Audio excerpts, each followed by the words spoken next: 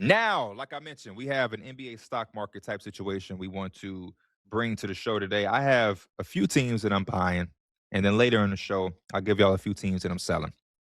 I want to start off with a team that has been extremely surprising to me. I think they've been surprising to a lot of people that have watched the NBA this season. But the thing I do want to say with also the surprise element is there was a part of a lot of us that also isn't too surprised. They were one of the most difficult teams to figure out what their season was going to look like because there was a world where they would have had this success. There was also a world where the plan and everything that they put together kind of didn't pan out, and they not maybe not had that most successful season that they were looking for. And that's the Toronto Raptors. They have been incredible, and they're a very fun team to watch. I think Scottie Barnes, for me, is climbing up the ranks into that most underrated player in the league type thing. I'm not ready to give that title away from Pascal Siakam just yet, but I do think based off the value on a night in night basis that Scottie Barnes brings to the Toronto Raptors and how that puts them in a position to be able to win basketball games. And even for a guy like Brandon Ingram to come in and solidify himself as that scoring wing that has been able to close games for them.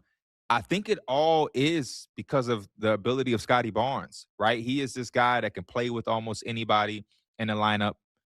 His lineup combinations show a lot of success with a lot of different combinations. He defends his tail off, right? He's a legitimate guy that can guard 1 through 5, plays a lot bigger than his size. Can take a guy out of the game physically. I've seen that with my Knicks. I remember one of the games we played against them. It felt like he had took Cat out of the game. And then also offensively, Scottie Barnes is a high intelligent passer. He has, again, strong, physical, big body who can finish around the rim. You catch him on one of those nights where that jump shot is falling, he's dangerous, but he's also comfortable enough to be able to coexist with a guy like Brandon Ingram and allow him to be the player that he wants to be. Also allow RJ Barrett and Emmanuel Quickly, all these guys to find their rhythm and their flow in the offense to be themselves while Scottie is still able to be a productive basketball player. So I credit a lot of their success to Brandon Ingram, but Scottie Barnes. And yeah, this is a top 5 defense. I wasn't expecting that. And again, it's spearheaded by Scottie Barnes. And right now they're playing a little bit smaller. Jakob Poeltl has been, out of the lineup here. And then when he does play, sometimes he starts, sometimes he doesn't. And I think they have been able to hold it down with Scottie Barnes playing bigger than his size and being able to guard interior presence. And I think CMB also shows a little bit of that to a certain degree. They're fourth in assists. I love the offensive flow and how everybody is empowered to have the basketball. For a long time, they had like 6 guys with averaging 5 or more assists between Quickly and Barnes and Ingram and Barrett and Jamal Shed, just using the basketball as the most powerful weapon on the floor. I think is one of the best philosophies you can have when you have a team that has this much offensive talent and so many different, options offensively. And I think again, it's a part of the success that they're having. One night, Emmanuel Quickly can lead them in scoring. The next night, it can be Scottie Barnes. The next night, it's Ingram. RJ Barrett could potentially do it. And having that many options, I think, just leads to the type of success that they're seeing, and it'll make them even more dangerous when it comes to the playoffs. When you talk about game planning, not only are they fourth in assists, but they're sixth in turnovers. They only average 14 turnovers a game. So being able to protect the ball while sharing the ball simultaneously is also an incredible recipe to have. Fourth in opponent 3-point percentage. They're guarding the 3-point line very well, only allowing opponents to shoot 34% against them on the season's average. They're first in fast break points at 19 a game. So while they're getting out and guarding that 3-point line, long shots equal long misses. They recover those rebounds and they are gone up and down the floor. So I love that about them. And they're also third and fourth quarter points and on opponents' fourth quarter points. So they're not allowing opponents to really thrive in the fourth quarter, which is one of the most, if not the most important quarters. I heard it's about how you start a game and it's about how you finish it. And so for you to be able to play in some of your best defense in the later parts of the game where everybody's starting to get tired and wear down, I salute it for the Toronto Raptors. The other team that I'm buying, Philadelphia 76ers, man. And I'm saying this as a Knicks fan because I gotta give credit where credit is due. The Sixers have won 6 of their last 8 games. And I just can't speak enough about Tyrese Maxey. He has been phenomenal. And I think this is exactly what you, as a Philadelphia 76ers fan, want, or the organization. You wanted a guy that can carry a lot of this burden in the absence of Joel Embiid when he needs rest or when he needs to take time off to get 100% or when he's dealing with an off-season injury or recovering.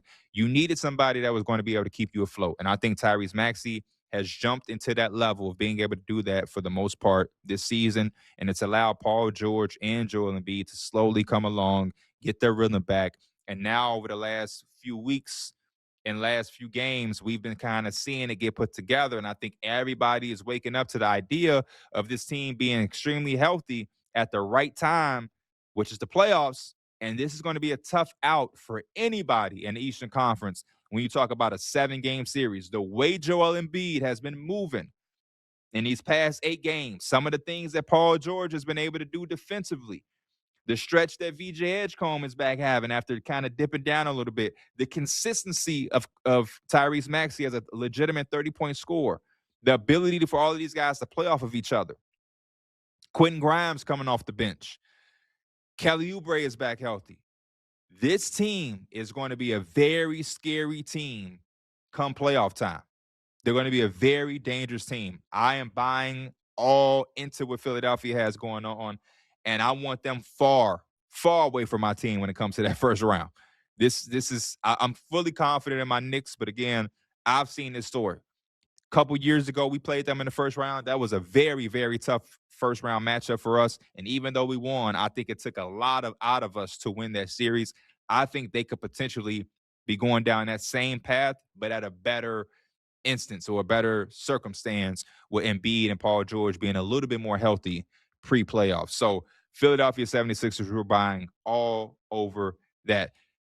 Going back out west, the Minnesota Timberwolves. They've won 5 out of their last 6. They have a top 10 defense, top 10 offense. I got to give a lot of credit to Chris Finch. He keeps finding ways to get this team to perform at this level. They went to back-to-back conference finals. They lost Nickeil Alexander-Walker. The point guard position and the hole that is been there has been glaring. We've done a lot of talks about how they could make a move to kind of fill that void and to help them get back to that level. And for some instances, it didn't look like they would be able to, right? It felt like OKC is OKC, and then you have the Nuggets with the best player in the world and Nikola Jokic, and then these young Spurs look like they're ready to take a step. And you can't forget Houston because they went out and added KD, and they have all of this young talent. And somehow, some way, Anthony Edwards, Chris Finch, Rudy Gobert, Jaden McDaniels, this team has found a way to make it happen. Anthony Edwards is looking like top 5 playing basketball. He's playing MVP level. I think Julius Randle is having one of the most underrated seasons in all the basketball. And then Rudy is back at Defensive Player of the Year level. They have incredible transition defense. They're 6th in opponent fast break points at 13.9. They're 5th in opponent 2-point percentage at 52. They're 7th in 3-point shooting as a team and 4th in 2-point shooting as a team. And they're 2nd in fourth quarter scoring, averaging 30 points per fourth quarters. A lot of that has to deal with Ant. But I think all of the pieces of that puzzle stepping up and the job that Chris Finch has done, it leaves me to be a big believer in what they can do come playoff time. The other team out west that I have to give some love to is the Phoenix Suns, a team that lost Kevin Durant. They lost Bradley Beal. They had so much going on. They're bringing in Dylan Brooks and Mark Williams and Jalen Green and a bunch of pieces that teams, quote unquote, don't want. And last season, the Phoenix Suns had the 28th ranked defense. They now have the 6th best defense in basketball. You see Jordan Ott, first-time head coach from the Cleveland Cavaliers tree. He's done a really good job of showing his ability to game plan, and that gives me a lot of confidence and faith for them in the playoffs. Dylan Brooks is a culture shifter. Mark Williams is a guy that I think about his last 2 teams or last 2 potential teams, the Lakers who rescinded the trade and the Hornets. Looking at both of those teams on a night-and-night basis, they're missing a Mark Williams-type presence. And so for the Suns to get him at the price that they got him at, they are winning. They're winning. They have, to me, the best retooling identity. You have a scorer like Devin Booker, the offensive player that he is, and they went out and they bought in on a lot of blue-collar, dirty work, defensive-minded players like Dylan Brooks, Mark Williams, and they brought it all to the forefront, and it's paying off a lot. Another team I want to give credit to, probably the hottest team in the NBA, the Clippers. They won 10 of their last 12. Kawhi is on fire. A lot of great teams playing good basketball. Hit subscribe for more news, highlights, and analysis from the NBA on NBC.